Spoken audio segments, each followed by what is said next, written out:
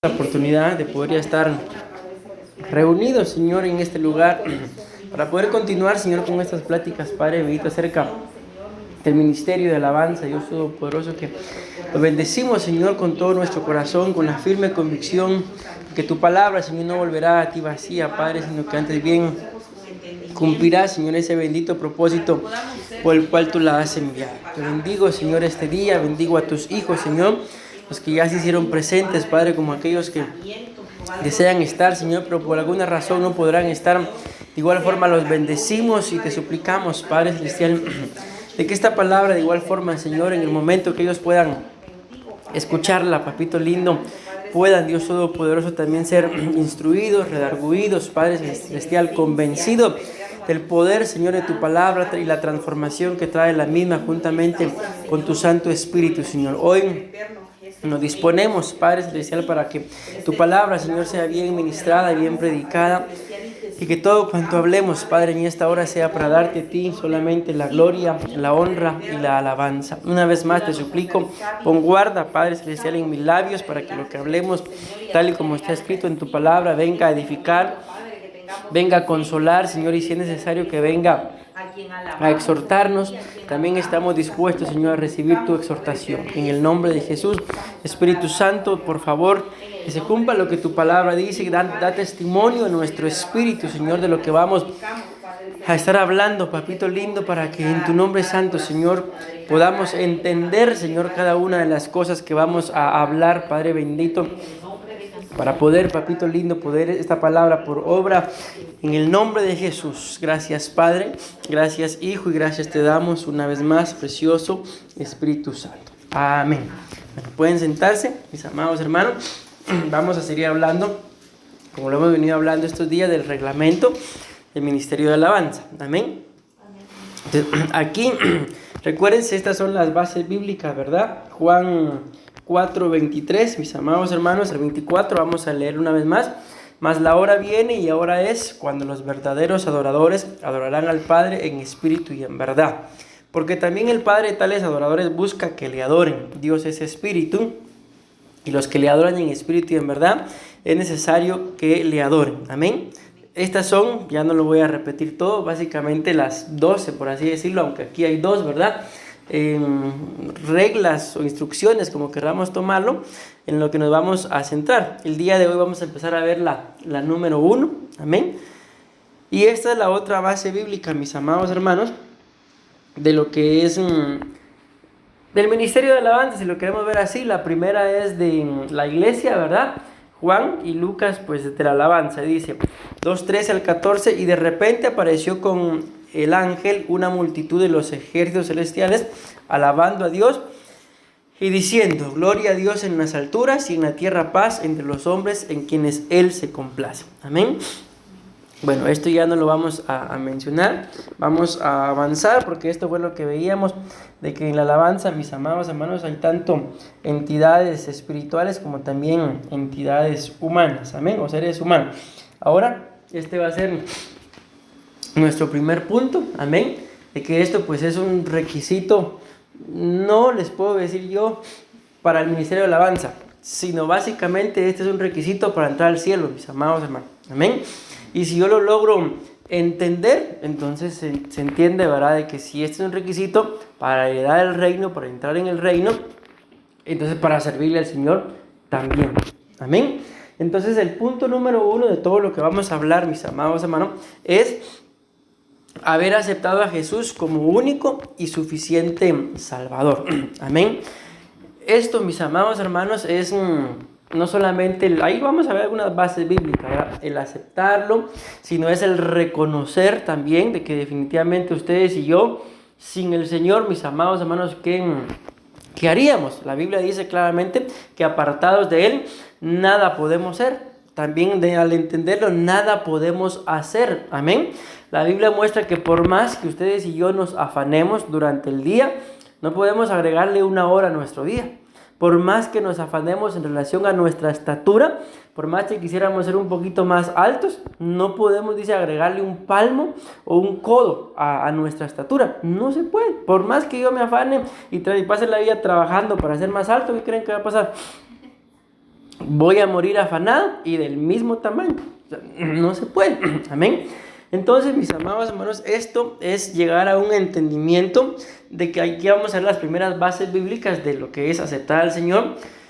No solamente es un entendimiento de, esto quiero que lo tengamos bien claro, de reconocer mi condición, de que necesito del Señor, sino también esto se convierte en un estilo de vida.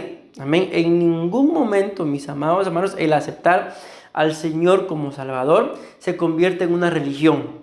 Amén. En ningún momento. Ustedes y yo lo vamos a decir así, si decimos que somos cristianos, amén. Es una base bíblica, me parece que está en el libro de Hechos, donde dice que a los cristianos se les llamó por primera vez cristianos en Antioquía. ¿Por qué? Porque veían que hacían lo que Cristo hacía. Amén. O sea, no fue por una religión. Cuando ustedes y yo vemos de ahí, se podría decir que viene, si lo queremos mencionar así, la religión del cristianismo. Amén. Mas, sin embargo, el ser cristiano no es una religión, sino es un estilo de vida, porque así lo dice la Biblia, que se les llamó cristianos. ¿Por qué? Porque veían que hacían lo que hacía Cristo. Amén. Y si lo queremos ver, no estoy diciendo que el ser cristiano o evangélico sea una religión, solo estoy explicando, ¿verdad? Y si lo queremos ver desde el punto de vista, yo soy cristiano evangélico, la gente podrá decir, bueno, esa es mi religión, pero la verdad es que no, eso no es una religión. La palabra evangelio significa buenas nuevas. Entonces, ¿por qué me dicen a mí evangélico? Porque yo soy una persona que si le abrí mi corazón al Señor, a donde quiera que yo vaya, tengo que llevar, en otras palabras, buenas noticias, palabras que edifiquen, palabras que consuelen, y a veces también esto está escrito, voy a tener que dar palabras que exhorten. La exhortación es casi como un regaño, un poquito más leve, pero es un llamado de atención. Por ejemplo, ustedes y yo en este momento pudiéramos estar cada quien viendo para cualquier lado, pero de repente tal vez aparece aquí, qué sé yo, un sonido, se enciende una luz y casi que sin necesidad de decirles a todos, volteen a ver, o sea, el sonido, la luz atrae, llama la atención, y esa es una exhortación, un llamado de atención para que uno se centre y se fije en realidad qué es lo que quiere, hacia dónde va. No es un regaño. Amén. Entonces les aclaro esto, mis amados hermanos, porque por cualquier lado que nosotros querramos verlo, ustedes y yo, si nos decimos ser cristianos, eso no es una religión. Si decimos que somos evangélicos, eso tampoco es una religión. Amén. Sino que es ser cristiano, hacer lo que Cristo hace. Y que es ser evangélico, a donde yo vaya, llevar buenas nuevas. Una buena noticia, repito, una palabra de edificación, de consolación y aún de exhortación. Llamar la atención de la gente hacia que se centre en lo que él es, en lo que ella es. O sea, eso es. Y si lo vemos desde ese punto de vista, entonces ustedes y yo tenemos una religión. No. ¿Por qué? Porque Cristo, mis amados hermanos, ustedes y yo podemos escudriñar la vida del Señor, y Él en ningún momento vino a fundar una religión. Y ustedes podrán mencionar católicos, evangélicos, musulmanes, menos, ¿verdad? No vino Él a fundar una religión, Él vino a fundar, mis amados hermanos, una iglesia. Así lo dice claramente en la Biblia. Amén. Entonces, ¿por qué les estoy diciendo todo esto? Porque el aceptar, ahí si ustedes ya lo leyeron, ahí lo pueden ver, al Señor en nuestros corazones, o sea, no me convierte a mí en cristiano, no me convierte en evangélico. Amén. Me convierte en parte debería de ser así, la iglesia que se va a arrebatar. Y eso sí, dice la Biblia que Él vino a prepararse, a fundarse, a establecer una iglesia sin mancha, sin arruga, que pues dé la talla del varón perfecto, y entonces se pueda casar. Amén. Entonces en ningún momento Él vino a fundar una religión. Entonces se los aclaro. ¿Por qué? Porque eso es lo que mucha gente dice cuando uno le dice acepte a Cristo. No, es que yo no voy a cambiar de religión. O sea, ¿y quién le está diciendo que cambie de religión? Nadie. Amén.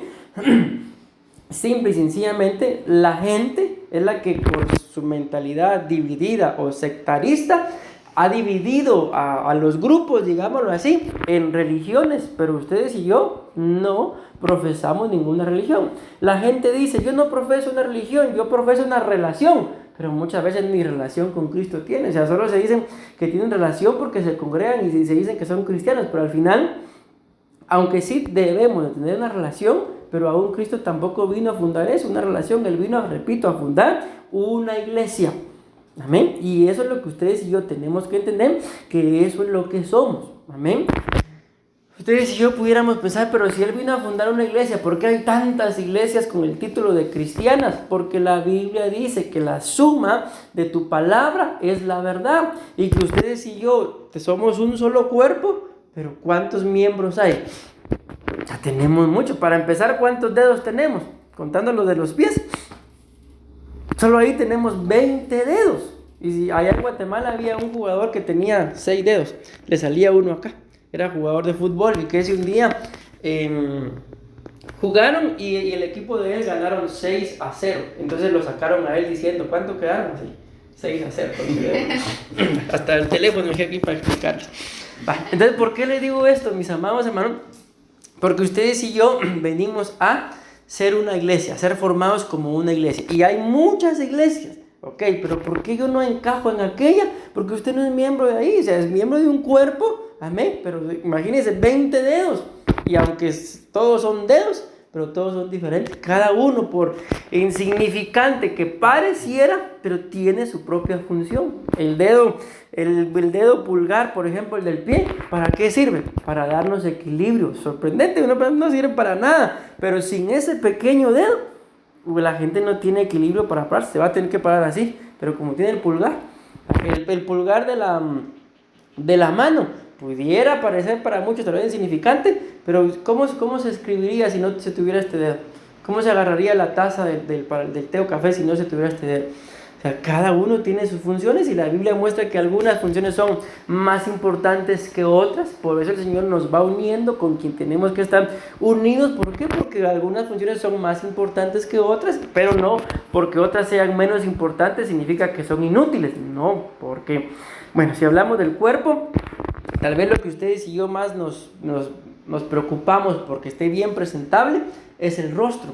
Amén. Pero hay otras partes que de igual forma, si se dañan en nuestro cuerpo, nos enfermamos más que tal vez una mancha que yo tenga en el rostro. Entonces, ¿por qué le digo esto?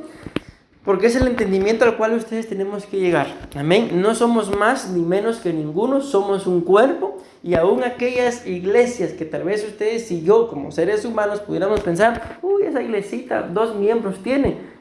Pero, ¿qué sabemos si esa iglesita de 2 miembros, como nos decía el apóstol el día martes, se van y arrebatados sus únicos 2 miembros? Entonces podrá decir, como dijo Jesús, de los que me diste, ninguno se perdió. Y una iglesia de 1000 y de los que me diste, ninguno se salvó. Entonces, ¿qué estábamos haciendo? Mejor entender esto, mis amados hermanos. Ok, espero ustedes me van a entender con lo que voy hablando. Entonces, ¿qué dice Romanos capítulo 10, versículo 8? Vamos a leer hasta el 11, vamos a leer. Ahí se lo está hasta el 9. Pero repito, yo quiero que nos quede claro, mis amados hermanos, que aceptar a Jesús, o sea, no es cambiar de religión. Amén. Sino aceptar a Jesús es cambiar de vida. Amén. Leamos pues, ¿qué dice? Más dice. ¿Qué dice? Cerca de ti, dice, está la palabra en tu boca y en tu corazón. Vean, pónganle mucha atención a esas 2 palabras, boca y corazón. Es decir, la palabra de fe que predicamos. Amén. Sigue diciendo, ¿cuál es la palabra de fe que se predica? Que si confiesas, ¿con qué dice? Con tu boca. Amén. A Jesús por Señor. Amén. Y luego, ¿qué dice? Y crees que en tu corazón que Dios le resucitó de entre los muertos, ¿qué dice ahí? Será salvo. O sea, básicamente, mis amados hermanos, podemos decir así, en el punto que estamos, ¿verdad? Que es este: haber aceptado a Jesús como único y suficiente Salvador, podemos decirlo, lleva 2 pasos. Número 1, confesar con la boca. Ese confesar con la boca es la famosa oración de fe, ¿sí?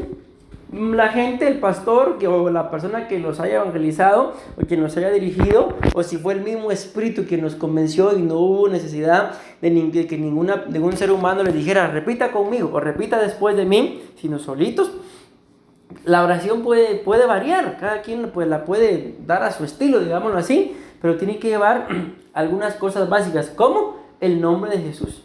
O sea, por ejemplo, Señor, estoy repitiendo o yo fui convencido por el Espíritu Santo sin necesidad o intervención de un ser humano. Señor, yo reconozco que tú eres el Señor. Amén. Te acepto como mi único y suficiente Salvador. Reconozco que soy un pecador. Cámbiame. Esa es la oración de fe.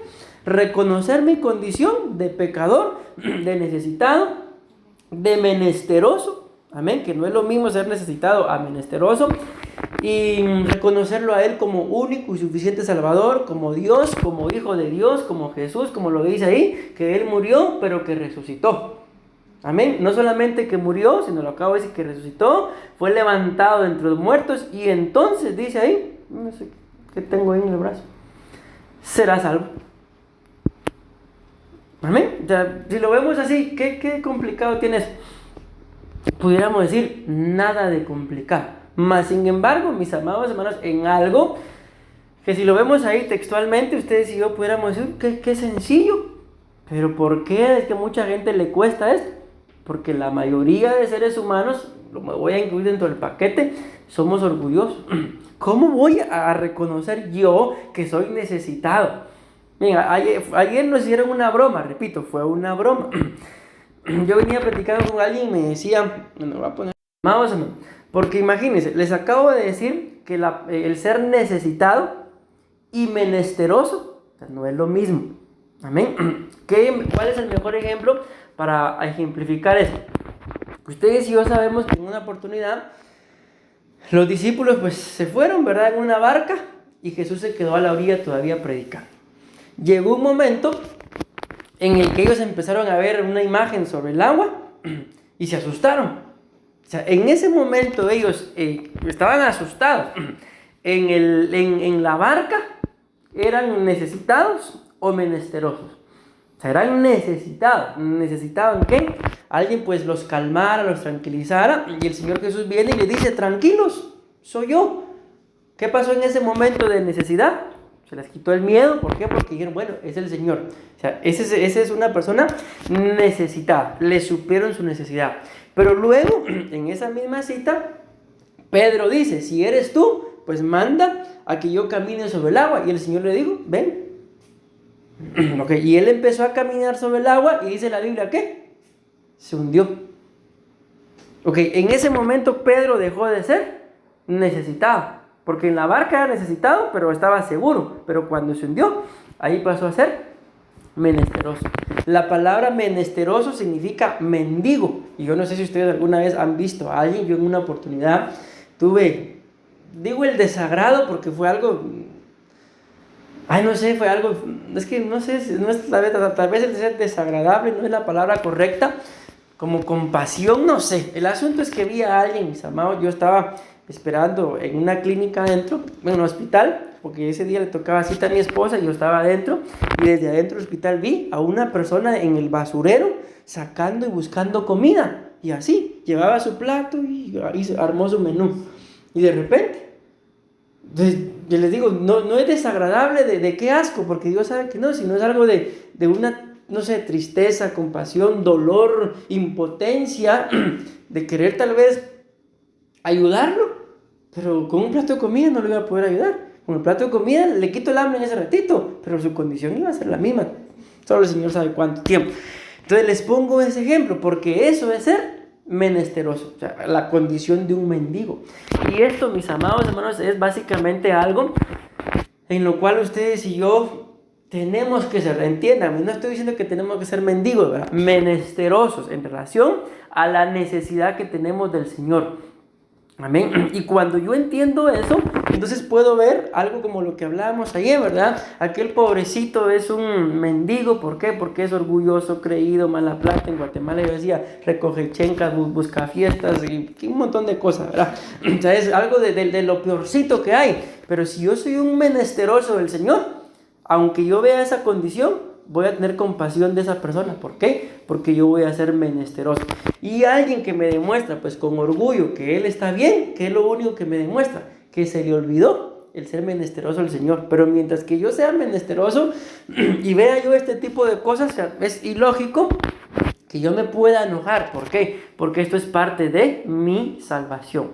O sea, ustedes y yo, mis amados hermanos, imagínense, ¿qué pensarían ustedes? Pensemos, pero pensemos y luego me responden. Ok, durante mucho tiempo es un ejemplo y es el ejemplo que se me ocurre. Tal vez anduvimos, qué sé yo, unos 5 años, digámoslo así, 20, 10 años, no sé, a pie. Y nos esforzamos y la lluvia y todo, pero a pie y siempre fui fiel. De repente viene y el Señor me da mi carro, me da mi moto y veo yo que hay gente en esa condición en la que yo anduve y veo que hay ahí una poza de agua y paso y los empapo. Y en mi pensamiento, pobretones. ¿Qué creen que pasaría con esa persona?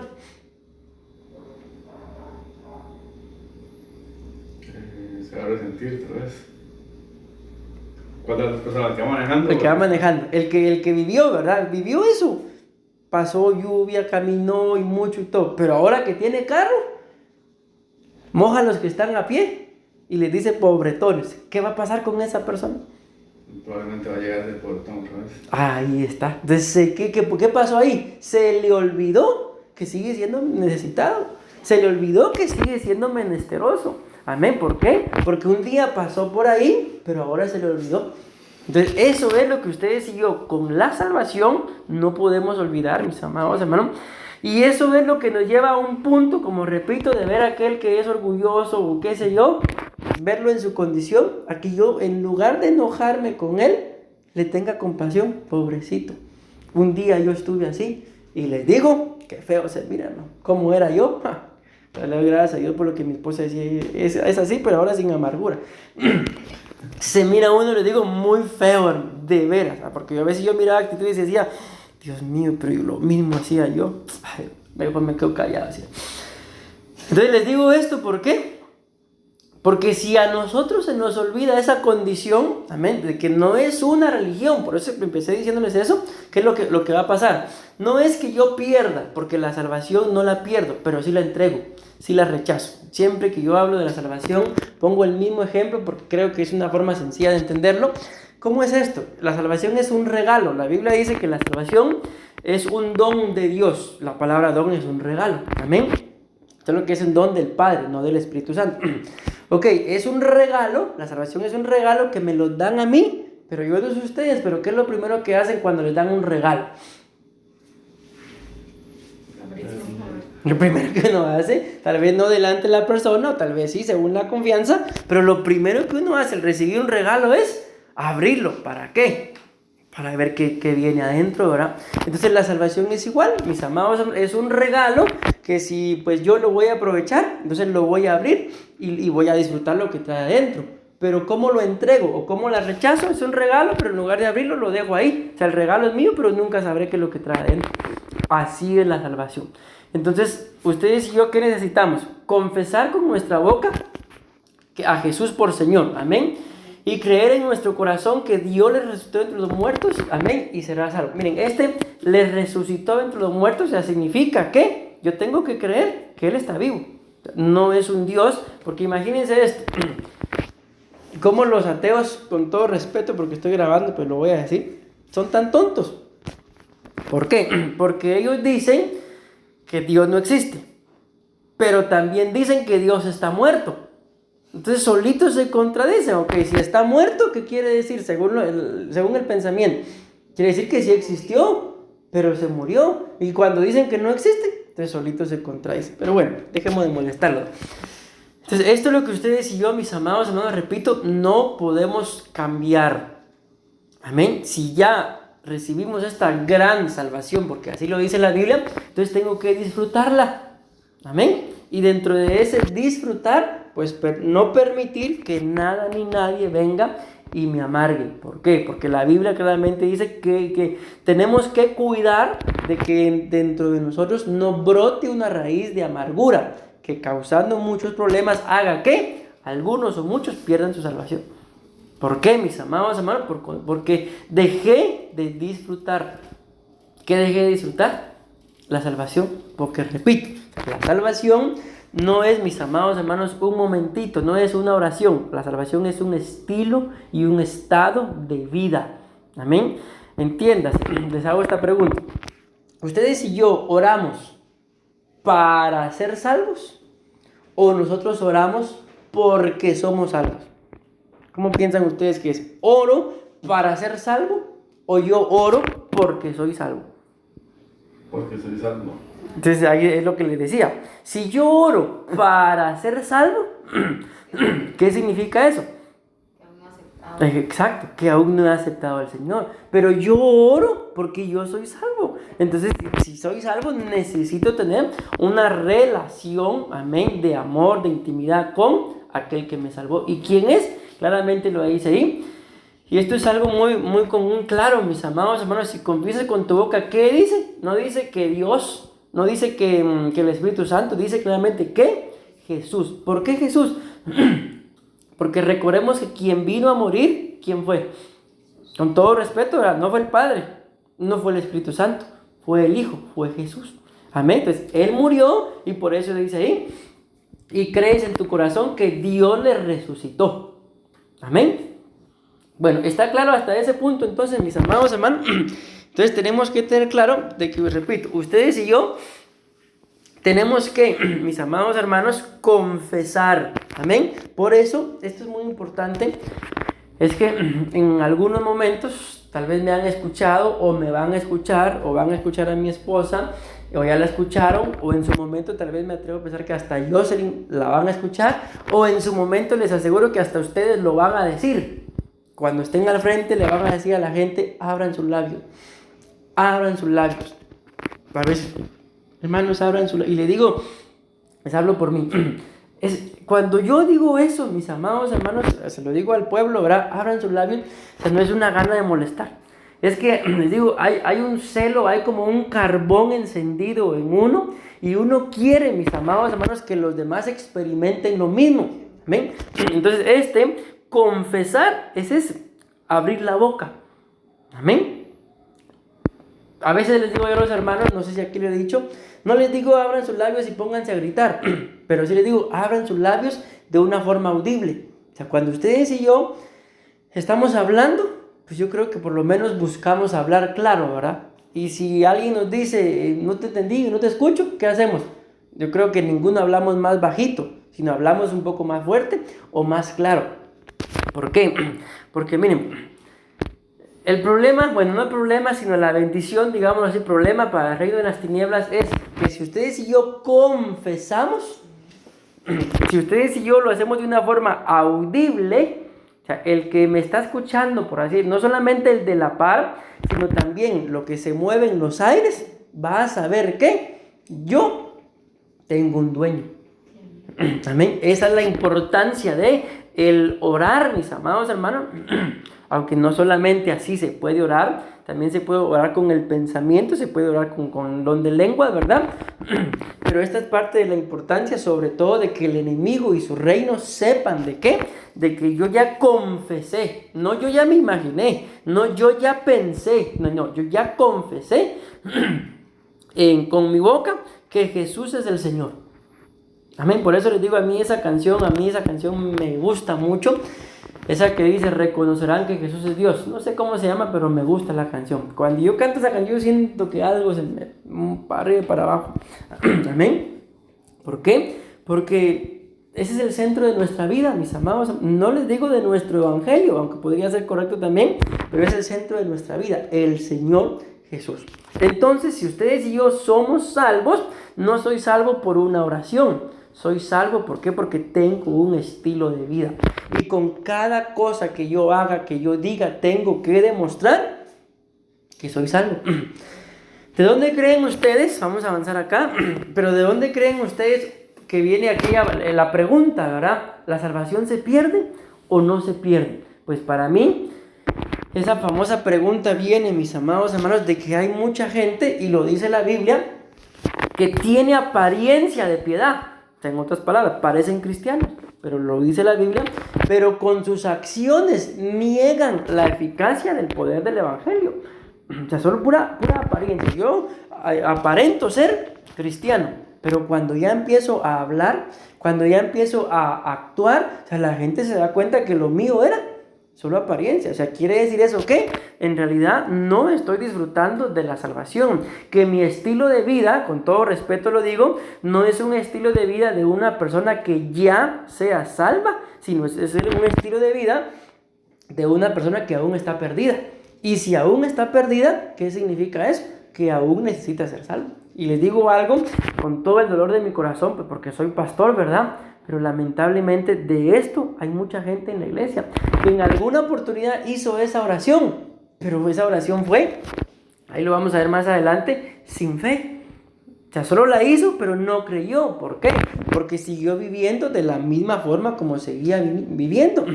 Yo les digo, mi esposa y yo conocemos, mis amados hermanos, a mucha gente que se congrega. Y les digo, y son fieles personas congregándose, ofrendando y a veces hasta diezmando, y son fieles. Pero tienen una boca, tienen un estilo de vida que definitivamente no se puede.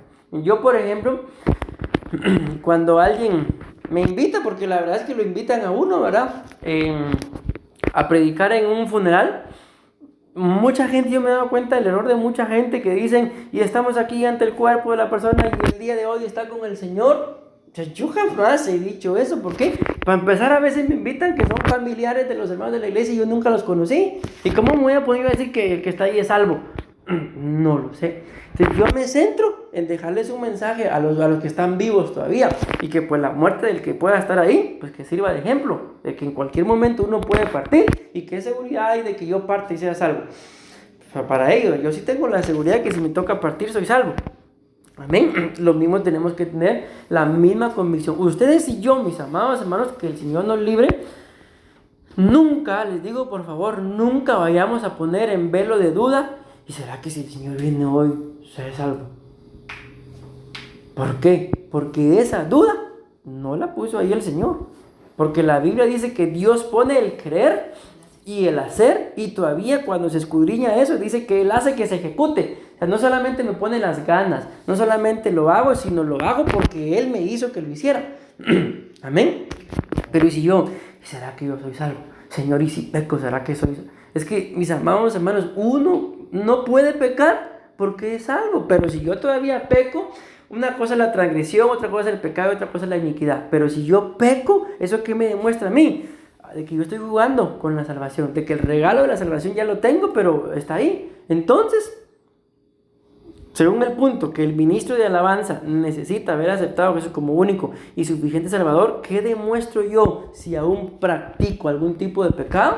O sea, de que no he entendido la salvación. Porque la Biblia dice que el que ha nacido de nuevo, que es parte de esta aceptación de Cristo en nuestro corazón, dice que no puede pecar.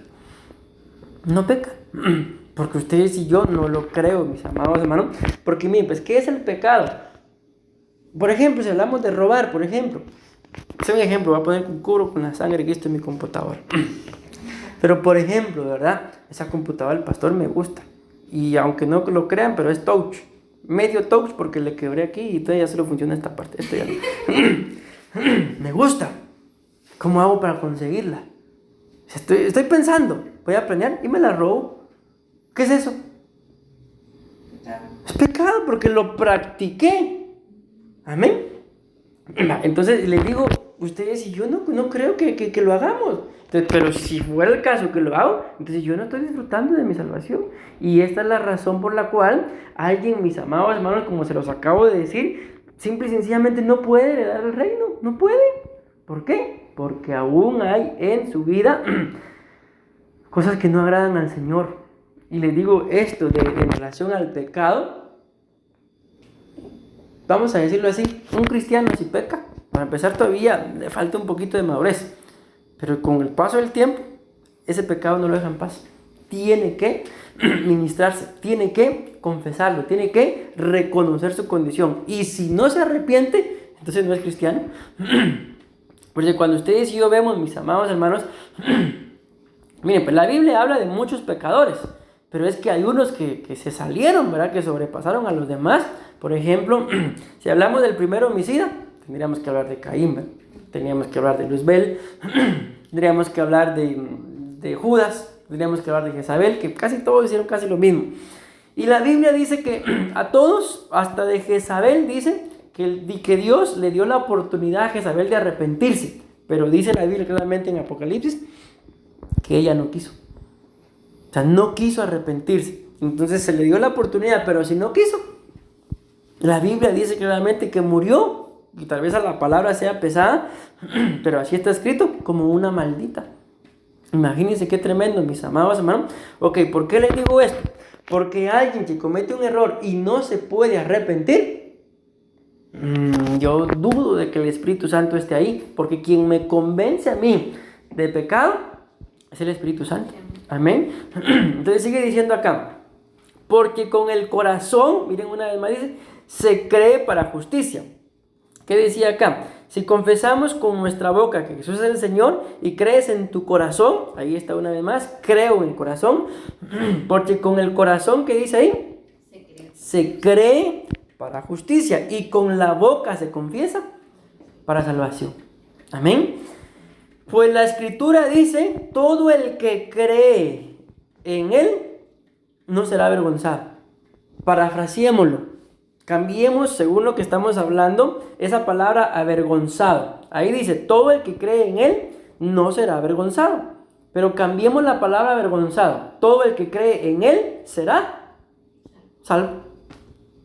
Entonces ahí podríamos poner un solo ejemplo. Hay muchos más. ¿De qué me van a salvar? ¿Salvo de qué? De la vergüenza. No voy a ser avergonzado. Y aquí viene lo que yo les decía uno de estos días. Es que con el pecado se hacen dos cosas. O me avergüenza o lo avergüenzo. Amén. Si yo vengo y confieso mi pecado, nunca voy a quedar avergonzado. ¿Por qué? Porque la Biblia dice que el que confiesa su pecado y se aparta, alcanza misericordia. Pero el que no lo confiesa, dice, no prosperará. Y cuando hablamos de ese no prosperará, dice la Biblia en el contexto, en uno de los libros de Juan, amado, yo deseo que tú seas próspero, que prosperes en todo y que tengas buena salud, así como prospera tu alma. Entonces la falta de prosperidad, mis amados hermanos, empieza en el alma. ¿Por qué? Porque más de algún pecado hay. Entonces yo espero estarme dando a entender de que el ser salvo, mis amados hermanos, inicia con un reconocimiento. ¿De qué? De que estoy perdido, de que necesito cambiar de vida. Amén. Pero una vez ese proceso inicie, de que ya le abrí mi corazón al Señor, o sea, yo ya no puedo detenerme y dar marcha atrás, porque escrito está que el que pone la mano sobre el arado y voltea atrás, no es digno, dice. ¿Por qué? Porque miren, cuando alguien pone la mano sobre el arado, es porque va a arar, ¿verdad? Va a hacer surcos para sembrar una semilla. Pero si ese alguien que ya puso la mano en el arado y el arado empieza a andar, voltea, ¿qué pasa con el surco? Para donde él voltee, para ahí se va a ir el surco. Entonces no es digno, en otras palabras, no es capaz, no está capacitado de utilizar ese arado. ¿Por qué? Porque no puede, porque cualquier cosa lo distrae. Entonces, en este punto, si yo, mis amados hermanos, ya acepté al Señor, por así decirlo, es como poner la mano sobre el arado y estoy viendo para todos lados, ¿cuándo creen que voy a llegar a eso que dice Él? Y ahí lo vamos a ver. Yo soy el camino, la verdad y la vida. ¿Cuándo voy a transitar por ese camino? Nunca, porque voy a andar para un lado y para otro. ¿Y cuándo voy a llegar al punto a donde tengo que llegar? Pues probablemente nunca, ¿verdad? Bueno, vean esto otro, pues. Esta cita, al igual que la otra, es importantísima. Yo no puedo, mis amados hermanos, reconocer al Señor como Salvador si no se me es revelado. Amén. La palabra esta que aparece aquí, reveló, tiene que ver, mis amados hermanos, no sé si alguna vez, me imagino que tal vez sí. ¿Se acuerdan que hace muchos años había unas cámaras fotográficas que se les ponía rollo? Y uno tenía que estarle dando ahí y luego llevarlas a una tienda, ¿verdad? A que las revelaran. Y cuando uno miraba, ¿y esta foto quién se la tomaron? Un flashazo ahí. No salió nadie en la foto. ¿Qué pasó con esa foto? Se echó a perder. Pues, pero ahí, ¿qué hacían ahí? Voy a llevar el rollo, decía uno, a revelar las fotos. O sea, a que me revelen, a que me enseñen qué fue lo que tomé. Amén. Entonces acá es igual. O sea, yo no puedo abrirle mi corazón al Señor si no me enseñan, si no se me revela, como las fotos, ¿verdad? Amén. Que uno tomó la imagen, pero luego se quedaba uno, ahora ya no, ¿verdad? O se quedaba uno con la incertidumbre, ¿y cómo habré salido? Y luego van a ver que salió todo así, ¡ay no, qué foto más fea! Pero ahora, que hasta 20 fotos se toma de uno, y esta me gusta, y todas las demás las borran. Entonces vean esto, dice Mateo 16, 15. Él les dijo, ¿y vosotros quién decís que soy yo? En el contexto, el Señor les pregunta a sus discípulos, ¿quién dice la gente que soy yo? Y los discípulos empiezan a responder. La gente no sabía quién era Él. Los discípulos le dicen, la gente dice que tú eres Juan el Bautista. La gente dice que tú eres un maestro. La gente dice que tú eres un profeta. Para eso es lo que la gente decía. Pero luego les pregunta, ¿y ustedes quién dicen que soy? Perdón, le preguntó a los 12 discípulos. Pero vean lo que dice acá. Respondiendo Simón Pedro. O sea, ¿quién fue el que respondió?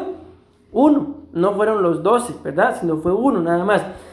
Y le dijo, tú eres el Cristo, el Hijo del Dios viviente. O sea, ¿qué fue lo que hizo Pedro al decir eso? Muy bien, lo reconoció. Reconoció quién era. Eso es lo que ustedes y yo tenemos que hacer. En la cita anterior ya vimos que confesamos con nuestra boca y creímos. Amén. Pero ahora me toca reconocer, quién es Él. Amén. Entonces, ese es un proceso de reconocimiento, de confesar, de creer. 3 cosas muy importantes: reconocer, confesar y creer. Y entonces dice ahí, y Jesús respondiendo le dijo, bienaventurado eres. O sea, vean parte de lo que trae el reconocer al Señor como Salvador. Trae bienaventuranza. Eres Simón, hijo de Jonás, porque esto que dice ahí, no te lo reveló, no te lo enseñó, no lo aprendiste, esto no te lo enseñó ningún ser humano, esto no te lo enseñó ni tu papá, que lo menciona ahí, Simón, hijo de Jonás, eso no te lo enseñó Jonás, Simón, eso no te lo reveló carne y sangre, sino mi Padre que está en los cielos. Entonces, el abrirle el corazón al Señor, vamos a decirlo así, viene como consecuencia de una enseñanza, de una revelación del Padre a nuestras vidas. Amén. Entonces yo digo, no es cualquier cosa. Por eso la gente, lamentablemente, al no entender, ¿verdad?, lo que es el abrirle el corazón al Señor, no lo hace. Piensan en su ignorancia que uno lo que quiere es hacerlos que cambien de religión. Y no se trata de eso. Conocí una persona, mis amados hermanos, de que estaba ya en su lecho de muerte, ¿verdad? Y alguien llegó y le dijo, acepte al Señor como su Salvador. Y dijo, no, católica nací, católica me muero. Y al ratito se murió. Y le dieron la oportunidad no de cambiar de religión, de ser salva. No reconoció al Señor. Y les digo, mis amados hermanos, esto, lo que estamos hablando, es parte, o mejor dicho, es la razón por la cual mucha gente será condenada. Podrán ser muy buenas personas, pero si no aceptan a Jesús como Salvador, si no reconocen que tienen necesidad del Señor, van a ser condenados. O sea, solitos, dice la Biblia, que confiesa a Jesús como su Salvador, que tal es salvo. Pero quien no lo confiesa, quien no lo reconoce, dice, ya se condenó. O sea, Dios, tengamos claro esto, Él no condena a nadie. Uno solito se condena por sus propias buenas o malas decisiones. Amén. Y cuando vamos a ver ustedes y yo qué es la condenación, la palabra condenación está íntimamente ligada a una separación por la eternidad de Dios. Esa es la condenación. O sea, muchos se imaginan que la condenación, aunque está el agua de fuego, ¿verdad?, pero en realidad esa no es la condenación, ese es un castigo, que ellos lo escogieron. Pero la condenación es que se vivirá por la eternidad lejos de Dios. ¿Cuándo? Tuve el privilegio de poder vivir cerca de Él. Amén. Entonces, este es un punto importantísimo, mis amados hermanos, de que esto, ¿por qué es que mucha gente no lo entiende o no lo acepta? Porque no es carne y sangre el que lo revela. Por eso démosle gracias a ustedes y yo al Señor. ¿De qué? De que nosotros ya lo reconocimos. Amén. Vean esta otra cita. Juan 14:6 dice, Jesús le dijo, yo soy el camino y la verdad y la vida. Amén. Y vean lo que dice aquí, nadie viene al Padre si no es por mí. O sea, ¿cómo así? Para yo poder llegar al Padre, tengo que recibir a Jesús o reconocer al Hijo. Amén. Por eso es mentira aquella famosa frase, tal vez ustedes la han escuchado o la han visto en los bumpers de los carros, en las partes de atrás o en las partes de adelante, una frase que dice, a Jesús por María. ¿Y eso qué decía yo? Es casi una copia de esto. Aquí pudiéramos decir, dice aquí, nadie viene al Padre si no es por mí. La frase aquí pudiera decir, al Padre por Jesús. Pero ellos dicen que a Jesús por María, que para llegar a Jesús hay que pasar por María. Y María, mis amados hermanos, María solo fue una sierva del Señor. Amén. Ella, el Señor Jesús, se despojó de eso en la cruz cuando él le dice a ella y al apóstol Juan, le dice, mujer, le dice a ella, he ahí tu hijo, refiriéndose al apóstol Juan, y al apóstol Juan le dice, hombre, he ahí tu madre. En ese momento se despojó y el privilegio que Dios le dio a María, hasta ahí a la cruz llegó, no más, porque no podía convertirse ella en madre de Dios. Fue madre de Jesús, el hombre. Pero cuando Él resucita, eso ya no se puede. Pobrecito, ¿verdad? Hay que pedirle al Señor que el Señor se lo revele para que lo logren entender. Entonces aquí les digo, mis amados hermanos, ¿cómo puedo llegar yo al Padre? Por Jesús. Pero ¿cuál es la forma, por así decirlo? Ahí está, un camino, hay una verdad, hay una vida, que este camino, esta verdad y esta vida yo no la puedo recibir, ¿sí?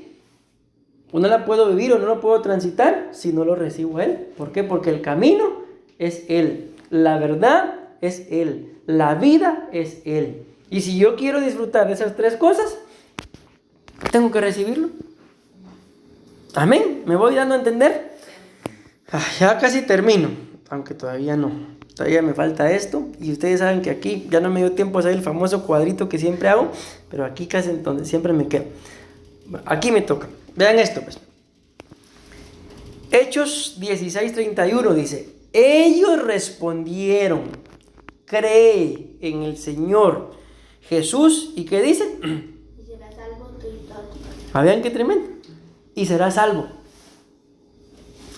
Pero le dice tú, y miren la bendición, toda tu casa.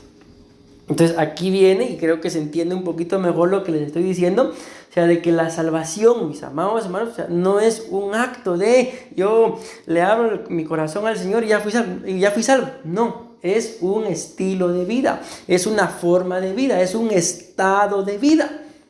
Amén. Por eso les decía, o sea, yo no oro para ser salvo, porque si yo orara para ser salvo, significa que no le he abierto mi corazón al Señor. Yo oro porque soy salvo.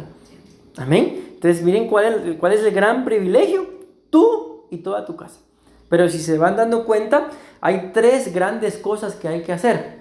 Vamos a regresar un poquito, que es acá, confesar, creer, pero según esta otra, reconocer. Porque claramente lo dice el apóstol Pablo ahí, Pedro, respondiendo a Simón Pedro, tú eres el Cristo. O sea, y uno no puede decirle a alguien tú eres si no lo reconoce, si no lo conoce. Entonces, ¿por qué él pudo decir eso?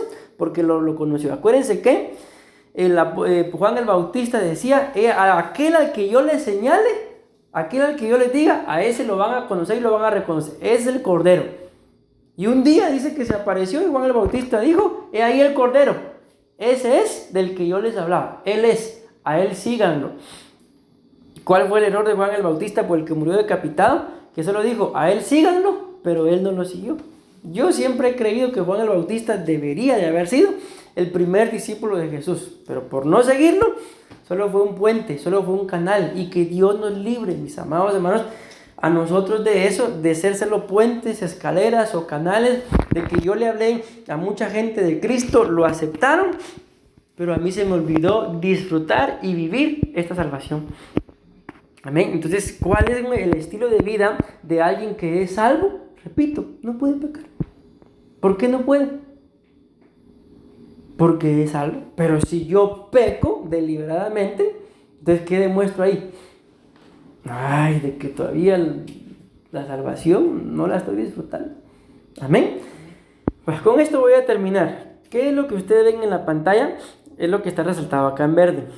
Dice, ellos respondieron, cree, amén, en el Señor Jesús y serás salvo, tú y toda tu casa. Amén. Ahora bien, ¿qué significa creer? Número 1, tener fe. Lo que está en blanco no es que sea el significado de tener fe, sino yo solo coloqué, lo resalté ahí, tener fe, pero dice tener fe tener fe o con respecto a tener fe en una persona o en una cosa. Amén. Y pues aquí definitivamente yo creo que todos ustedes, si yo les pregunto, me van a responder con la misma palabra. Tener para ser salvo, porque ahí a él le dicen, ¿verdad? Cree en el Señor Jesús y serás salvo tú y toda tu casa. Ok, creer significa tener fe ¿en qué? En Jesús, muy bien. Tener fe con respecto ¿a quién? Jesús. A Jesús, muy bien. Y si tener fe en relación a una persona, ¿qué persona? ¿O la persona de quién? De Jesús. Ven, una para cada uno, muy bien. Y no vamos a decir una cosa, ¿verdad? Porque Él no es una cosa. Amén. Pero está claro, ¿verdad? Entonces yo para ser salvo, tengo que tener fe en Jesús. Amén. Avancemos. Miren el otro, dice que también, cree es tener un crédito. ¿Y qué significa crédito? Dice aceptación de una cosa como cierta o verdadera. Amén. Entonces ustedes y yo no podemos poner en velo de duda. Pero ¿será que eso de Jesús será cierto? Los israelitas, mis amados hermanos, ay, pobrecitos ellos, ¿verdad? Pero son el pueblo del que Dios escogió. Pero ¿cuál fue su grave error? Que lo tuvieron presente, mis amados. Les predicó, anduvo en sus casas, anduvo en sus calles, pero nunca lo reconocieron. Antes bien, ¿qué decían? ¿Acaso no es este el hijo de José? ¿No es este el hijo de María? ¿No son aquellos sus hermanos? ¿No es este el hijo del carpintero? ¿Podrá salir algo bueno ¿de dónde fue? ¿De Nazaret? Imagínense todo lo que ellos dijeron. Y Jesús dice, ahí fue donde Jesús dijo, ciertamente no hay profeta sin honra, sino en su propia casa. Y dice que en Nazaret, de donde él había salido, dice que fueron pocos los milagros que hizo por la incredulidad de la gente. Entonces imagínense, mis amados hermanos, ustedes y yo, a estas alturas de que sabemos que Cristo en cualquier momento viene, o sea, no podemos estar dudando, o sea, sin el crédito. ¿Y qué es crédito? Aceptación de una cosa como cierta o verdadera. Y si estamos anunciando por lo que escrito está, de que Cristo en cualquier momento viene, tengo que creerlo. Amén. Y si estamos entendiendo de que yo soy salvo, mis amados hermanos, y que esto no es una oración, sino es un estilo de vida, entonces tengo que vivir como tal. Con cada acción, con cada palabra, yo tengo que demostrar, aunque no se trata de yo voy a salir a demostrarle a todo el mundo que soy salvo, no, sino simple y sencillamente con un estilo de vida, yo se los aseguro que en algún momento la gente misma les va a preguntar, mire, disculpe, usted es cristiano. ¿Por qué no preguntan? Y Dios me libre de señalar a alguien, ¿por qué no preguntan? ¿Usted es católico? ¿Por qué todos preguntan, usted es cristiano? Porque bien saben, mis amados hermanos, de que hay muchos que profesan una religión, pero luego se van a tomar. Pero que bien saben que los cristianos me dicen, no, pues a aquel no le ofrezcan porque aquel es cristiano. ¿Y ustedes qué son? Católicos. No estoy hablando de religión, pero solo estoy dándome a entender. Espero. ¿Qué significa el otro significado de la palabra creer? Confiar. Y aquí les digo, mis amados hermanos, ustedes y yo necesitamos confiar. Ok, lo que está entre paréntesis de acá hasta acá, vamos a ver, sí, es lo mismo que dice la concordancia. Luego aquí están los significados de la palabra confiar. Entonces dice, confiar específicamente a Cristo el bienestar espiritual de uno. Entonces, ¿cómo sé yo, mis amados hermanos, que soy salvo, que estoy disfrutando de mi salvación? Porque dice ahí que confiar, creer es confiar, y confiar es específicamente, específicamente a Cristo, el bienestar espiritual de cada uno. O sea, mi bienestar espiritual, lo digo con mucho respeto, pero no depende de mi esposa. El bienestar espiritual de ella no depende de mí. El bienestar espiritual de, aunque son mis hijos, tampoco depende de nosotros como padres. Depende que depende de Cristo. Por eso dice claramente confiar específicamente a Cristo el bienestar espiritual de uno. Amén. Entonces mi bienestar espiritual tengo que confiárselo a Él. Y yo estoy 100% seguro, mis amados hermanos, que si ese yo me refiero a cada uno de nosotros, no estoy haciendo algo bien y espiritualmente hablando estoy flaqueando, Él me lo va a hacer saber. Me lo va a hacer saber, qué sé yo, por un sueño, por una profecía, por un pensamiento, por un rótulo, hasta con todo respeto, por un borrachito. La Biblia muestra que habló por una asna, por un burro, como quieran verlo. No podrá hablar por otro. Amén. Te dice acá que la palabra confiar, por eso le coloqué aquí el igual, pero el igual es de esta palabra. Confiar es demostrar confianza, una esperanza firme hacia una persona o una cosa. Entonces, ¿qué es confiar? Una esperanza firme.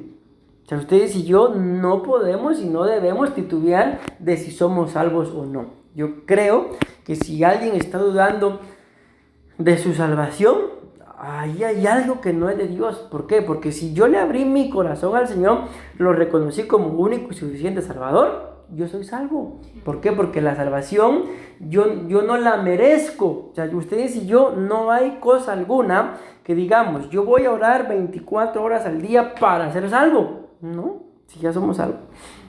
No hay absolutamente cosa alguna que ustedes y yo podamos hacer para ser salvos. Ok, entonces pastor, ¿por qué me esfuerzo? ¿Por qué oro? ¿Por qué me tengo que guardar limpio ante el pecado, ante la tentación? ¿Para qué todo eso si de todas formas soy salvo?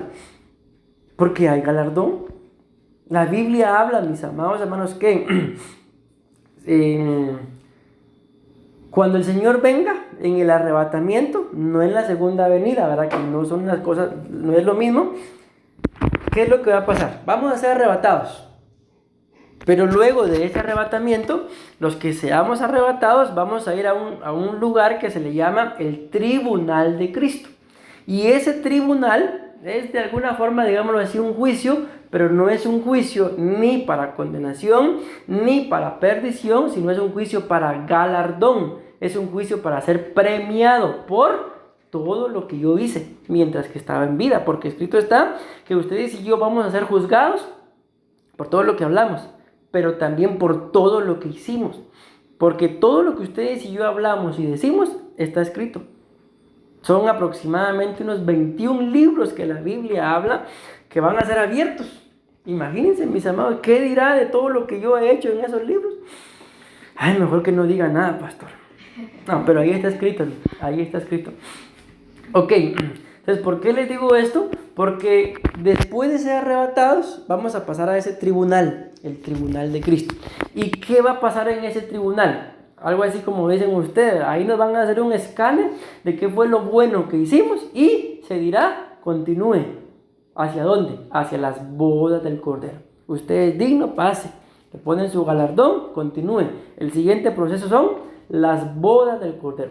Pero aquellos que no dieron la talla, aquellos que no se cuidaron, aquellos que, ok, yo soy cristiano, pero yo vivo como sea, al final Dios va a tener misericordia de mí. Para empezar, ni arrebatados van a ser.